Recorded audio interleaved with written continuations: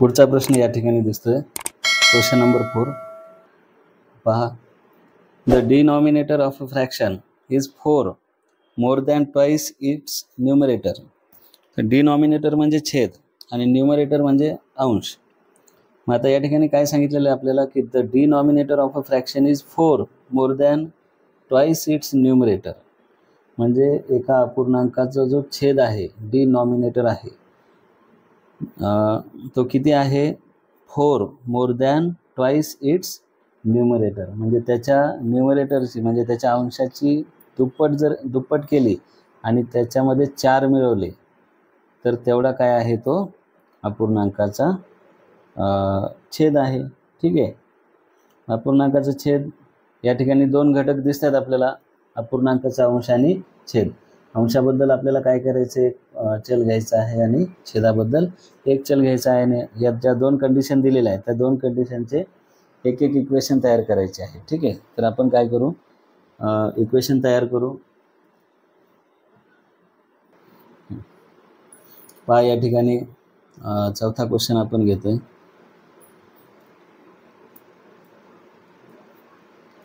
यामध्ये 2 घटक जे दिसत आहेत ते कोणते आहेत, डिनॉमिनेटर आणि न्यूमरेटर. मग यांच्याऐवजी आपल्याला एक चल घ्यायचा आहे. आता let the numerator be x and the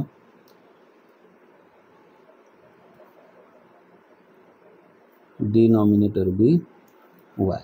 ठीक आहे. समजा अंश बरोबर एक्स आहे आणि छेद बरोबर वाय आहे असं आपण गृहीत धरू. मग फर्स्ट कंडिशन काय दिलेली पहा. फ्रॉम फर्स्ट कंडिशन या ठिकाणी दिसते the denominator of a fraction म्हणजे एका अपूर्णांकाचा छेद. आता छेद म्हणजे काय आहे, वाय आहे. तर तो किती आहे, is 4 more than twice its numerator. म्हणजे त्याच्या अंशाच्या दुपटीपेक्षा तो 4 ने मोठा आहे. मग छेद आणि अंश या दोघांमध्ये मोठा कोण आहे, छेद आहे. आणि तो कितीने मोठा आहे, जेव्हा आपण त्या अंशाची दुप्पट करू. अंश काय आहे आपला, वाय आहे. वायची दुप्पट काय, अंश काय आहे आपला, एक्स आहे. आणि एक्सची दुप्पट काय होते 2x. म्हणजे 2x केल्याच्या नंतर त्यामध्ये आपल्याला 4 मिळवावं लागतील. ठीक आहे. तेवढा काय आहे आपला त्या अपूर्णांकाचा छेद आहे. मग आता इक्वेशन कसं तयार होईल लक्षात घ्या. या ठिकाणी आपण आता हा अपूर्णांकाचा छेद लिहितोय. हा किती आहे, हा मोठा आहे कोणापेक्षा, या एक्स पेक्षा. ठीक आहे. एक्स काय आहे, न्यूमरेटर आहे. ठीक आहे. परंतु किती मोठा आहे हा, की एक्सची जर दुप्पट केली आणि त्या दुपटीमध्ये जर 4 मिळवले तर तेवढा काय आहे, छेद आहे. म्हणजे अपूर्णांकाच्या अंशाची दुप्पट करून त्यामध्ये जर 4 मिळवले तर ती जी किंमत तयार होते ती केवढी तयार होते, त्या छेदा एवढी तयार होते. ठीक आहे. त्यामुळे आता या 2 किमतींना आपण काय लिहिलं, इक्वलमध्ये लिहिलेलं आहे. ठीक आहे. आता काय करू, या वायला इकडे नेऊ आणि या 4ला या बाजूला आणू. ठीक आहे. ते +4 इकडे आल्यानंतर काय होईल, -4 equal to 2x plus y इकडे गेल्यानंतर -y. आता ही साईड या बाजूला आणि ही साईड या बाजूला घेऊ. 2x - y equal to -4. हे आपलं फर्स्ट इक्वेशन तयार झालेलं आहे. आता दुसरी कंडिशन काय आहे पाहू आपण. दुसऱ्या कंडिशनमध्ये आपल्याला सांगितलं या ठिकाणी denominator become 12 times the numerator. Denominator become 12 times the numerator. म्हणजे डिनॉमिनेटर जो आहे, छेद जो आहे, तर तो अंशापेक्षा 12 पटीने मोठा त्या ठिकाणी असेल. कधी असेल, if both the numerator and the denominator are reduced by 6. आपण जर त्या दोघांमधून म्हणजे अंशामधून आणि छेदामधून 6 जर कमी केले तर त्यावेळी तयार होणारा जो त्या ठिकाणी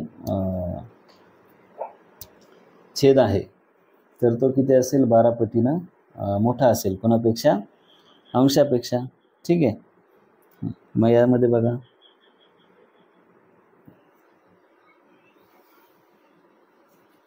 त्याचं इक्वेशन आपण तयार करू. लक्ष द्या व्यवस्थित. पहा, दोघांमधून आपल्याला आपण जर 6 वजा केले म्हणजे त्या अंशामधून आणि छेदामधून म्हणजे x-6 करावं लागेल आणि y-6. त्यावेळी वजा केल्याच्या नंतर अपूर्णांकाचा छेद हा अंशापेक्षा काय होतो, तो 12 पटीने मोठा होतो. ठीक आहे. मग एखादा जो छेद आहे तो जर 12 पटीने मोठा आहे अंशापेक्षा, तर दोघांना जर आपल्याला इक्वल करायचं असेल तर काय करावं लागेल, आपल्याला त्या अंशाची सुद्धा काय करावं लागेल, 12 पट करावी लागेल. ठीक आहे. किंवा लक्ष द्यावे, अगोदर आपण या पद्धतीने समजून घेऊ. हे आपण आता या ठिकाणी काय केलेलं आहे, y-6 म्हणजे त्या नॉमिनेटरमधून काय मायनस केलेलं आहे, 6 मायनस केलेले आहे. ठीक आहे. आणि आपल्याला न्यूमरेटरमधून सुद्धा 6 मायनस करायचे म्हणजे अंशामधून सुद्धा त्या ठिकाणी 6 वजा करायचे. मग अंश काय आहे आपला x, त्याच्यामधून पण आपण काय करू, 6 वजा करू. ठीक आहे. असं केल्याच्या नंतर हा जो छेद आहे अपूर्णांकाचा तो आता 12 पटीने मोठा आहे कोणापेक्षा, या अंशापेक्षा. ठीक आहे. मग आता आपल्याला काय करायचं, या दोघांना इक्वलमध्ये लिहायचं, बरोबरीत लिहायचं. जर हा मोठा असेल हा लहान असेल तर आपण इक्वल साईन देऊ शकत नाही मध्ये, बरोबर आहे. मग आता आपल्याला दोघांना इक्वल करायचं. उदाहरणार्थ समजा एखादी संख्या आहे, एक ठिकाणी 4 आहे, एक ठिकाणी 2 आहे. दोघांना इक्वल करायचं असेल तर काय करावं लागेल, आपल्याला त्या 2 मध्ये 2 मिळवावे लागतील. ठीक आहे. तर 4 होईल. त्याच पद्धतीनं आता हा 12 पटीने मोठा आहे, मग याची पण आपल्याला 12 पट करावी लागेल. ठीक आहे. मग याची जर 12 पट केली तर ती किती असेल, ह्याच्या एवढी असेल. मग आता आपण काय करू, या अंशाची 12 पट करून घेऊ. 12 पट म्हणजे त्याला कितीने गुणावं लागेल, 12ने गुणावं लागेल. ठीक आहे. म्हणजे याला जर 12ने गुणलं तर आता हा जो छेद आहे आणि अंश आहे यांची किंमत काय होते, समान होते. आता यामध्ये पहा, y-6 इक्वल टू या 12ने पूर्ण कंसाला गुणायचं आहे. 12 गुणिले x, 12x वजा 12 सखी 72. ठीक आहे. कंसाच्या बाहेर जर एखादी संख्या असेल तर त्या संख्येनं कंसातील प्रत्येक संख्येला काय करावं लागतं, गुणावं लागतं. आता हे y इकडे नेऊ आपण आणि या 72ला या बाजूला आणू. इकडे हे काय आहे, -6 आहे. -72 इकडे आल्यानंतर काय होईल, +72 इक्वल टू 12x. हे प्लस y इकडे गेल्यानंतर -y. आता या ठिकाणी बघा, 72 मधून 6 वजा होते. 72 मधून जर 6 वजा झाले तर किती राहतात, 66 राहतात. इथं आपण 66 लिहू, बरोबर 12x वजा y. आता ही साईड या बाजूला लिहितो मी, 12x वजा y बरोबर काय, 66. हे काय आहे, आपलं दुसरं इक्वेशन या ठिकाणी तयार झालं. आता पहिलं आणि दुसरं इक्वेशन आपल्याला दोन्ही इक्वेशन इथे दिसत आहेत. दोन्ही इक्वेशनमध्ये पहिल्या इक्वेशनमध्ये या ठिकाणी पहा, -y आहे आणि इथं काय आहे, y आहे, -y आहे. म्हणजे एक सेम टर्म आहे. ठीक आहे. त्याचे साईन पण सेम आहेत. साईन जर सेम असतील तर आपल्याला काय करावं लागेल, त्यांचं सबस्ट्रॅक्शन करावं लागेल. मग या दुसऱ्या समीकरणामधून पहिल्या समीकरणाला आपण काय करू, वजा करू. Subtract equation first from equation second. तर सेकंड इक्वेशन काय, 12x - y इक्वल टू 66. आणि फर्स्ट इक्वेशन काय आहे, 2x - y इक्वल टू -4. ठीक आहे. वजाबाकी करत असताना हे प्लसचं मायनस होईल, मायनसचं प्लस होईल, इथं मायनसचं प्लस होईल. 12x - 2x 10x शिल्लक राहतील त्या ठिकाणी. 12x मधून 2x वजा झाली, प्लस y -y कॅन्सल होतील. 66 आणि 4 70. मग x इज इक्वल टू 70. हे गुणाकारात 10 तिकडे आल्यानंतर भागाकारात जातील. 10 × 10 10 7 70. x बरोबर किती आलं, आपलं 7 आलेलं आहे. ठीक आहे. म्हणजे आपला जो x म्हणजे काय होतं, त्या अपूर्णांकाचा अंश होता, तो आलेला आहे 7. मग आता लक्ष द्या, put x equal to 7 in equation एक्सची जी व्हॅल्यू आहे 7 ती आपण काय करू, इक्वेशन फर्स्टमध्ये ठेवू. इक्वेशन फर्स्ट काय आहे, 2x minus y equal to -4. यामध्ये आता 2 × x माहिती आहे आपल्याला, x किती आहे 7 मायनस वाय इक्वल टू -4. ठीक आहे. यामध्ये बघा 2 × 7 14 मायनस वाय इक्वल टू -4. या मायनस वायला इकडे नेऊ आपण आणि या -4ला या बाजूला आणू. 14 -4 इकडे आल्यानंतर +4 इक्वल टू -y इकडे गेल्यानंतर काय होईल आपलं y होईल. So that y is equal to 14 आणि 4 किती होतात 18. म्हणजे वायची किंमत पण आपल्याला मिळालेली किती आहे, ती 18 आहे. तर आपल्याला काय शोधायला सांगितलं होतं की फाइंड द फ्रॅक्शन. तो फ्रॅक्शन शोधा. ठीक आहे, तो फ्रॅक्शन शोधा. आता या फ्रॅक्शनमध्ये जो न्यूमरेटर होता तो आपला x होता आणि तो किती आलेला आहे 7 आलेला आहे. डिनॉमिनेटर म्हणजे छेद y कन्सिडर केलं होतं आपण, तो किती आलेला आहे 18 आलेला आहे. सो दॅट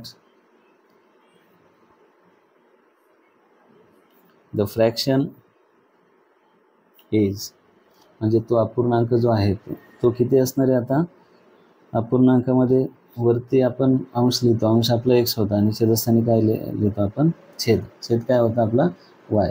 मग x आहे 7 आणि y आहे 18, म्हणजे 7/18 हा त्या ठिकाणी अपूर्णांक असणार आहे. हा आपलं उत्तर झालेलं आहे. पहा, या पद्धतीनं आपण उदाहरण सोडवलं होतं. तुम्हाला पाहिजे असेल तर तुम्ही स्क्रीनशॉट घेऊ शकता. नेक्स्ट क्वेश्चन आपणास या ठिकाणी दिसत आहे. Question number 5, practice set 1.5. 2 type of boxes A, B are to be placed in a truck having capacity of 10 tons. 2 प्रकारचे बॉक्सेस आहेत. बॉक्सेस म्हणजे पेट्या म्हणू त्याला आपण, A आणि B. 2 प्रकारचे म्हणजे काय की दोन्ही पेट्यांचं वजन जे आहे ते वेगवेगळं आहे. A पेटी जी आहे तिचं वजन वेगळं आहे आणि B पेटी जी आहे तिचं वजन वेगळं आहे.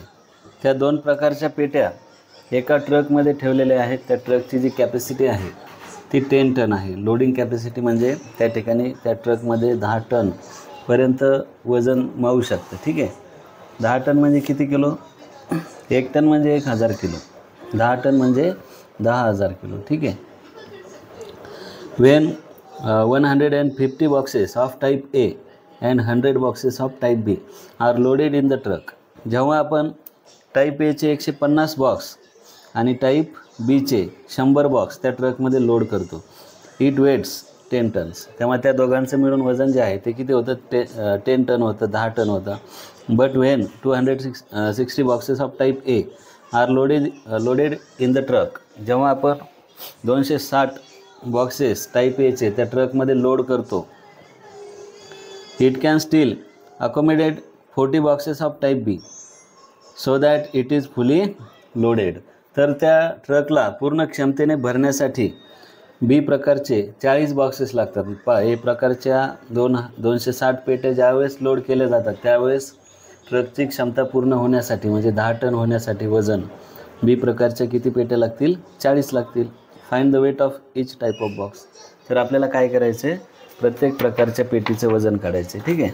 मग 2 प्रकारच्या पेट्या आहेत. मग आता आपण याच्यामध्ये काय करू शकतो की A प्रकारच्या पेटीचं वजन म्हणजे एखादं चल घ्यावं लागेल आपल्याला आणि B प्रकारच्या पेटीचं वजन म्हणजे दुसरं चल घ्यावं लागेल.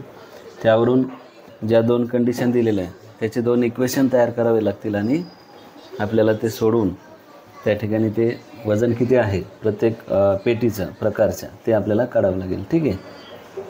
चला तर मग आपण सोडूयात प्रश्न हा. पहा मित्रांनो, 5वा क्वेश्चन आपण सोडूया.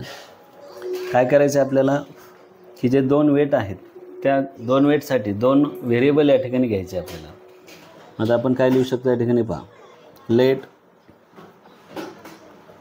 The weight of type A box be x kg and the weight of type B box be y kg. याचा अर्थ काय की ए प्रकारच्या पेटीचं वजन x किलोग्राम आहे असं आपण कन्सिडर केलं आणि बी प्रकारच्या पेटीचं वजन किती आहे y किलोग्राम आहे असं आपण कन्सिडर केलेलं आहे. ठीक आहे. आता यामध्ये पहा आपल्याला जी फर्स्ट कंडिशन आहे ती आपण घेऊ या ठिकाणी. From first condition, first condition काय दिली होती आपल्याला की ए आणि बी या दोन प्रकारच्या पेट्या त्या ट्रकमध्ये लोड केलेल्या आहेत. मग ए प्रकारचे 150 बॉक्सेस आहेत आणि बी प्रकारचे 100 बॉक्सेस आहेत. मग ए प्रकारच्या 50 पेट्या त्या ठिकाणी लोड केल्या आणि बी प्रकारच्या जर 100 पेट्या लोड केल्या तर त्या ट्रकची जी कॅपॅसिटी आहे 10 टनची ती पूर्ण होते. ठीक आहे. म्हणजे टोटल वजन जे आहे दोघांचं मिळून तर ते 10,000 किलो होतं. मग आता यामध्ये एक गोष्ट लक्षात ठेवा, समजा एखादी पेटी ए प्रकारची पेटी जी आहे तिचं वजन आहे 5 किलो. मग समजा त्या ए प्रकारच्या 100 पेट्या आपल्याला त्या ट्रकमध्ये लोड करायच्या आहे. ठीक आहे. तर इक्वेशन तयार करत असताना आपल्याला कसं लिहावं लागेल, आता एका पेटीचं वजन आहे 5 किलो, 100 पेट्या जर असतील तर त्या 100 पेट्यांचं वजन किती असेल 500 किलो असेल. मग हे 500 किलो वजन कसं निघतं, जी पेट्यांची संख्या आहे 100 त्या संख्येला एका पेटीच्या वजनानं आपल्याला गुणावं लागतं. 100 गुणिले 5 एकूण वजन निघतं 500. आता या ठिकाणी आपल्याला 150 हे प्रकारच्या पेट्या आहेत असं सांगितलं आहे त्यामध्ये. आता 150 म्हणजे त्या पेट्यांची काय आहे संख्या आहे. याला कशानं गुणायचं आहे, त्या पेटीच्या एका पेटीच्या वजनानं. मग ए प्रकारच्या पेट्या 150 आहेत आणि ए प्रकारच्या पेटीचे वजन किती आहे x किलोग्राम आहे. म्हणजे या ठिकाणी 150ला xनं गुणल्याच्या नंतर ए प्रकारच्या पेट्यांचं एकूण वजन जे आहे तर ते आपलं निघेल. ठीक आहे. आणि बी प्रकारच्या 100 पेट्या, 100 गुणिले बीचं वजन काय आहे y आहे. ठीक आहे. त्या ठिकाणी दोन्ही पेट्यांचं वजन मिळून किती होतं 10 टन होतं. ठीक आहे. 10 टन्स. परत आपण लिहू या ठिकाणी 150 x अधिक 100y बरोबर 10 टन म्हणजे काय 10,000 किलो. ठीक आहे. आता यामध्ये पहा इक्वेशन आपलं तयार झालेलं आहे. 150 100 आणि 10,000 या तिन्ही संख्यांना 50ने भाग जाईल. याला जर 50ने भाग दिला तर 3x शिल्लक राहील. याला जर 50ने भागलं तर 2y शिल्लक राहील. आणि या ठिकाणी जर 50ने भागलं पहा या 100ला 50ने भागल्यानंतर 2चा भाग जाईल आणि शिल्लक काय राहिले 2 शून्य. 2 शून्याबद्दल 2 शून्य. हे आपलं फर्स्ट इक्वेशन तयार होईल. ठीक आहे. आणि आपण काय केलं डिवाइड बाय 50. ठीक आहे. पहिल्या कंडिशननुसार आपण पहिलं इक्वेशन तयार केलेलं आहे. आता आपण दुसरी कंडिशन पाहू.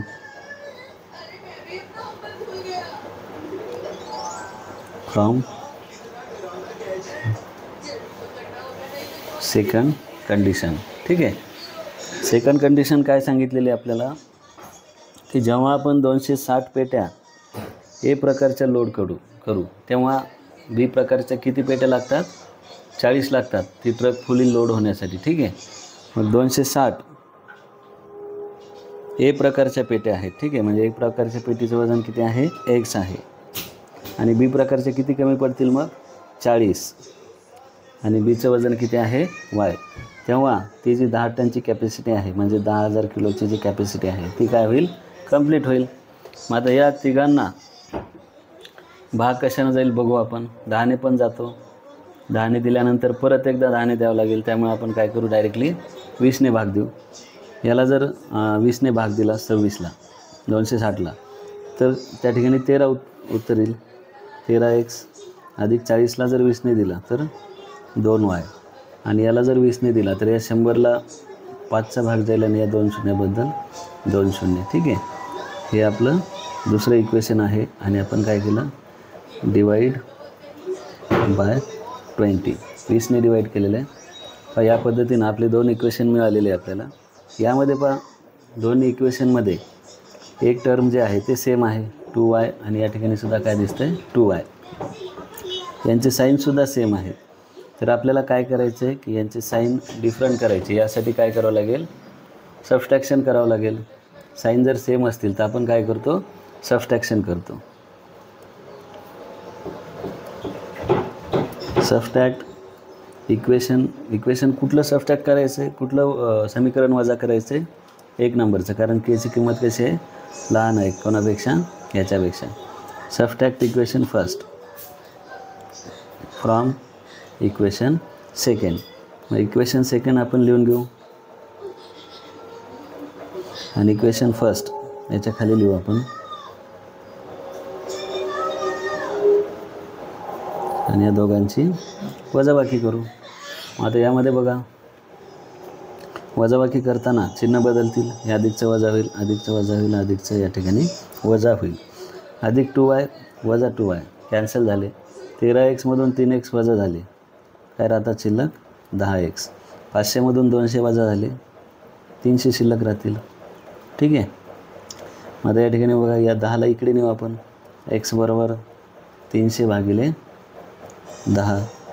1 1 शून्य कटलं. छेदस्थानी 1 असेल तर लिहिण्याची आवश्यकता नाही, म्हणजे x बरोबर किती आलं 30 आलं. ठीक आहे. x बरोबर 30 एक किंमत आपल्याला मिळाली. आता ही जी किंमत आहे xची आपण कुठल्या तरी एका समीकरणामध्ये ठेवू. तसं लिहून घेऊ आपण. पुट x = 30 इन इक्वेशन फर्स्टमध्येच ठेवू आपण त्याला. इक्वेशन फर्स्ट काय आहे, वरती दिसते आपल्याला 3x + 2y = 200. आता याच्यामध्ये xच्या जागी काय लिहायचं आपल्याला 30 घ्यायचं आहे, कारण की xची किंमत आपण काढलेली आहे 30. मग 3 × x, x म्हणजे काय आहे 30 आहे, प्लस 2y = 200. ठीक आहे. आता या बाजूला लिहू आपण. आता अगोदर 3 × 30 त्या ठिकाणी काय येईल 90 अधिक 2y बरोबर काय 200. ठीक आहे. या 90ला आपण पलीकडे नेऊ. अधिक 90 इकडे गेल्यानंतर वजा 90 होऊन जाईल. ठीक आहे. मग 2y बरोबर 200 वजा 90. 200तून 90 वजा झाल्याच्या नंतर 110 शिल्लक राहतील आणि या ठिकाणी काय शिल्लक राहील 2y. या 2ला पण इकडे नेऊ. गुणाकारामध्ये आहे, इकडे गेल्यानंतर भागाकारामध्ये जाईल 110 भागिले 2. आता यामध्ये भाग देऊ आपण. 2 × 2 = 10. 1 उरला 2 × 5 = 10. ठीक आहे. म्हणजे y बरोबर काय आलेलं आपलं 55 आलेलं आहे.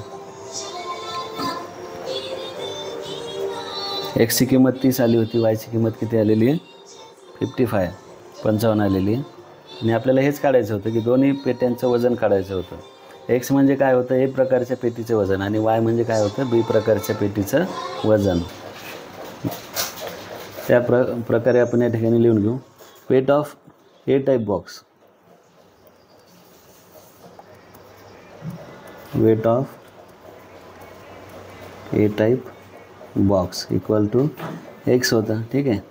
आणि x ची व्हॅल्यू पण मिळाली आपल्याला किती kg 30 kg. ठीक आहे. त्याच्यानंतर वेट ऑफ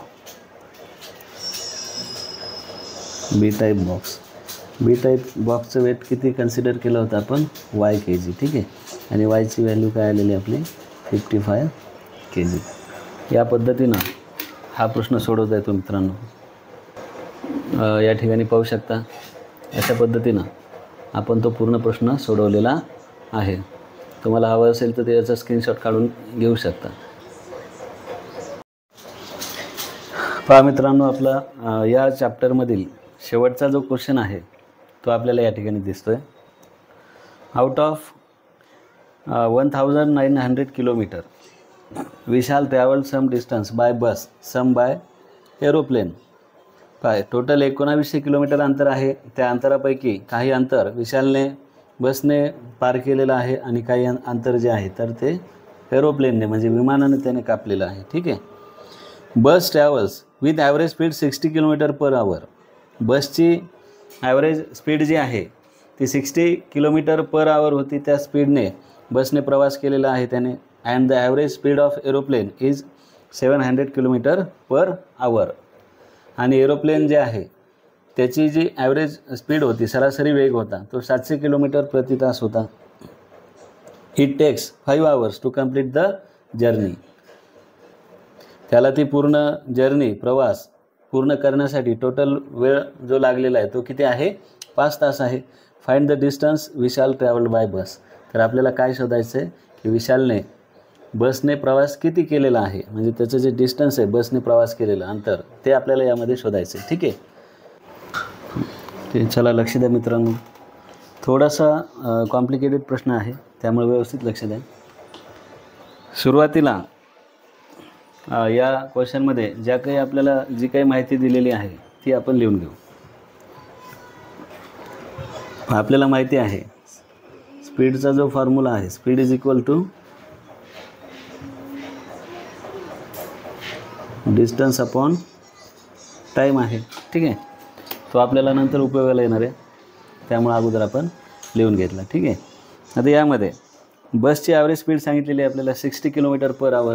ती लिहू आपण.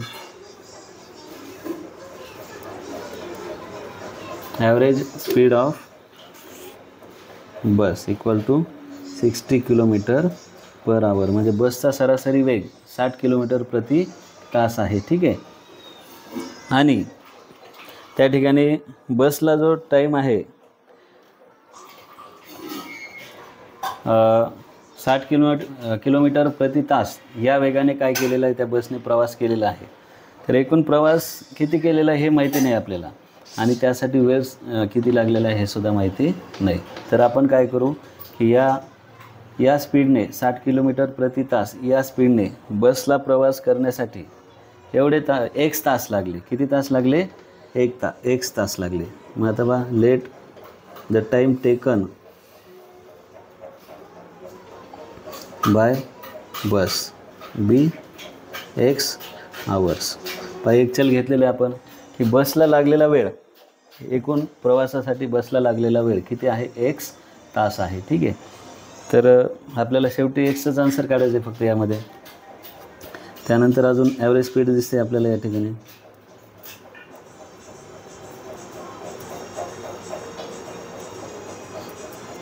Average speed of aeroplane equal to 700 km/h.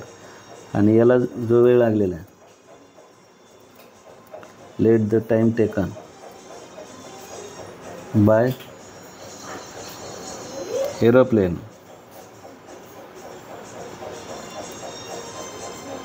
B y hours. ठीक आहे. म्हणजे विमानाला एकूण वेळ किती लागलेला आहे? वाय तास प्रवास केलेला आहे. आणि विमानाची जी ॲव्हरेज स्पीड आहे म्हणजे सरासरी वेग आहे तर तो किती आहे? एका तासाला 700 km आहे. ठीक आहे. टोटल डिस्टन्स जे होतं ते 1900 km होतं, ते पण लिहून घेऊ आपण. Total distance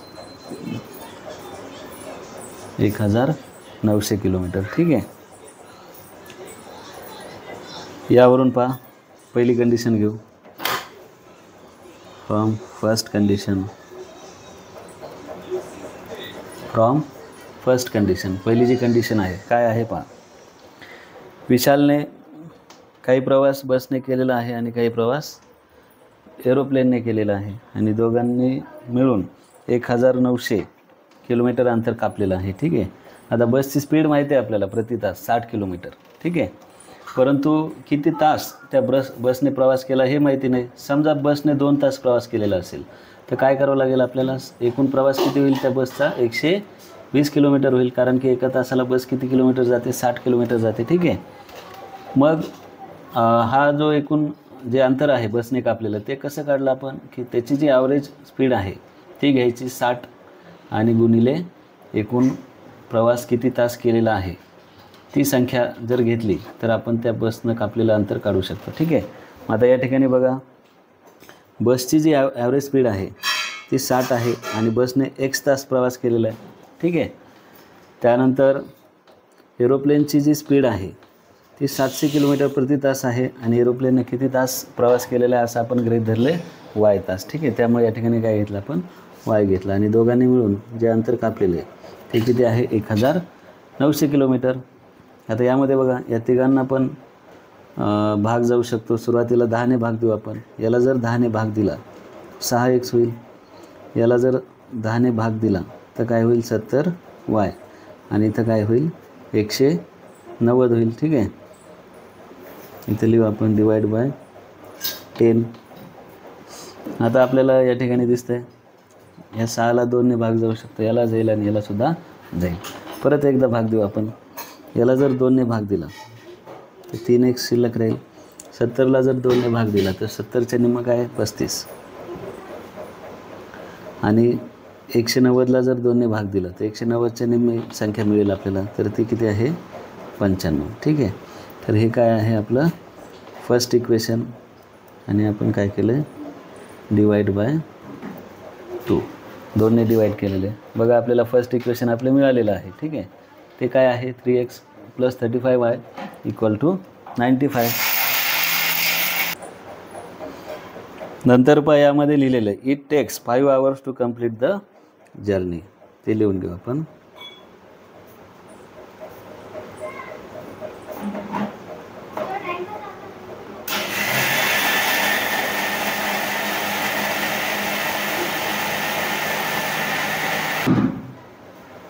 it takes 5 hours to complete the journey. म्हणजे एकूण जो प्रवास आहे तो पूर्ण करायला वेळ किती लागलेला आहे 5 तास लागलेला आहे. आणि या ठिकाणी बघा आपण सुरुवातीला लिहिलं होतं की बसला लागलेला जो वेळ आहे तो x घेतलेला आहे आपण आणि विमानाला लागलेला वेळ जो आहे तो काय घेतलेला आहे y घेतलेला आहे. आणि या दोघांचं मिळून वेळ जर एकत्र केला आपण तर तो किती होईल 5 तास, कारण की एकूण प्रवास किती तास केलेला आहे 5 तास केलेला आहे असं आपल्याला क्वेश्चनमध्ये दिलेलं आहे, ठीक आहे. त्यावरून आपण घेऊ शकतो x + y = 5, ठीक आहे. तर हे काय असेल आपलं सेकंड इक्वेशन असेल. आता 2 इक्वेशन आपल्याला मिळाली, यावरून आपण आता ते इक्वेशन सोडूयात. आता यामध्ये x आणि y हे 2 चल आहेत. या ठिकाणी 3x आणि 35y आहे. तर आपण काय करू इथं 3x दिसतंय म्हणून ह्या xला पण काय करू 3ने गुणू.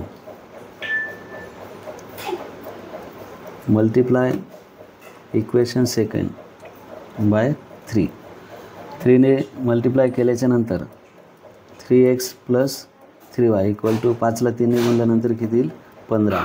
Equation number 3. आता बघा पहिलं जे इक्वेशन आहे आणि तिसरं जे आहे त्याच्यामध्ये एक पद सारखं दिसतंय आपल्याला 3x आणि 3x. याची चिन्ह जी आहेत ती वेगवेगळी आहेत. तर आपल्याला काय करावं लागेल चिन्ह बदलण्यासाठी वजाबाकी करावं लागेल. चिन्ह जर सारखे असतील तर आपण काय करतो दोघांची वजाबाकी करतो. त्या पद्धतीने या ठिकाणी लिहून घेऊ. आता subtract equation 3 from equation 1. Equation 1 मधून इक्वेशन 3 काय करू आपण सबस्ट्रॅक्ट करू. आता मग या ठिकाणी ते 2 जे इक्वेशन आहेत तर ते आपण लिहून घेऊ. इक्वेशन 1 काय आहे 3x + 35y = 95. हे फर्स्ट इक्वेशन आहे. आणि सेकंड इक्वेशन काय आहे 3x + 3y = 15. यांची आपण वजाबाकी करू. वजाबाकी करताना हे चिन्ह याप्रमाणे बदलून जातील. 3x कॅन्सल झालं कारण की एक प्लस होतं एक काय होतं मायनस होतं. या ठिकाणी बघा 35y मधून 3y वजा झाले तर किती y राहतात 32y, ठीक आहे. आणि 95 मधून 15 वजा झाल्याच्या नंतर किती राहतील 80 राहतील, ठीक आहे. मग आता या 32ला इकडे घेऊ आपण. y बरोबर 80/32. आता या 80ला आणि 32ला 16ने भाग जाईल. 16 × 2 = 32, 16 × 5 = 80 म्हणजे किती आलेले 5/2. परत याला 2ने भाग देऊ 5ला. 2 × 1 = 2, 2 × 2 = 4, ठीक आहे. आता 4चा भाग गेलेला 1 उरलेलं आहे मग 1ला भाग जात नाही म्हणजे इथं पॉईंट येईल आणि 1 वर 0 होईल, 10 होतील ते. हे 5 10 म्हणजे उत्तर किती आलेले 2.5 आलेले. म्हणजे y बरोबर काय 2.5.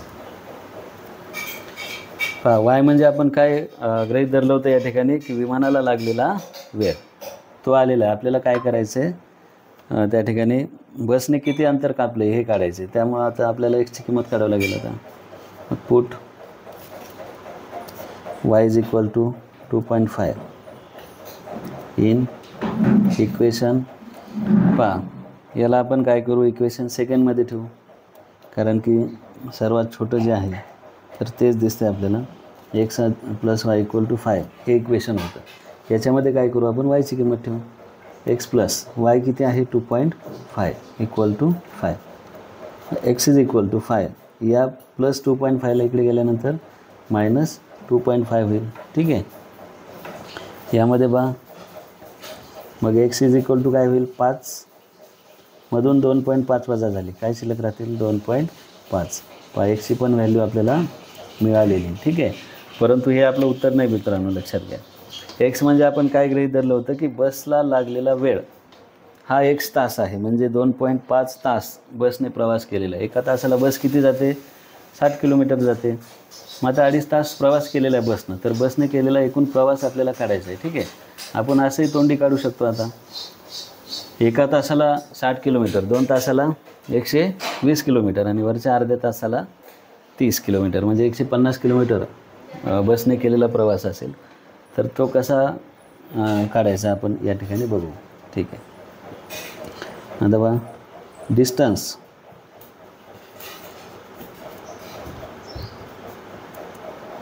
Travel by bus equal to speed into time. हा फॉर्म्युला आहे स्पीड इंटू टाईम.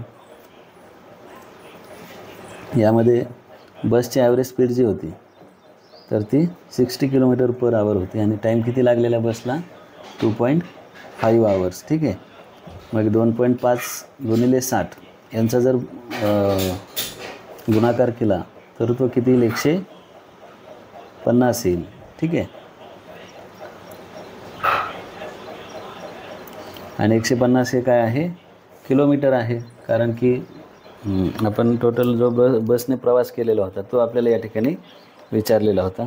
तर तो बसने केलेला प्रवास जो आहे तो किती आलेला आहे 150 किलोमीटर आलेला आहे. ठीक आहे. या ठिकाणी तुम्ही पाहू शकता की अशा पद्धतीनं आपण हे पूर्ण उदाहरण जे आहे ते सोडवलेलं आहे. थोडंसं कॉम्प्लिकेटेड होतं, परंतु व्यवस्थित लक्ष जर दिलं तर सोडवायला एवढं काही अवघड नाही आहे. पहा मित्रांनो, अशा प्रकारे लिनियर इक्वेशन इन 2 व्हेरिएबल हा जो चॅप्टर होता आपला अल्जेब्राचा पहिला चॅप्टर होता तो संपलेला आहे. आता नेक्स्ट व्हिडिओमध्ये आपण काय करू, जे पार्ट 2 आहे आपलं जॉमेट्री, तर त्याचा फर्स्ट चॅप्टर घेऊ. तर भेटूयात पुढच्या व्हिडिओमध्ये. तुम्हाला जर आमचे व्हिडिओ आवडत असतील तर लाईक, शेअर आणि सबस्क्राईब करायला विसरू नका. धन्यवाद.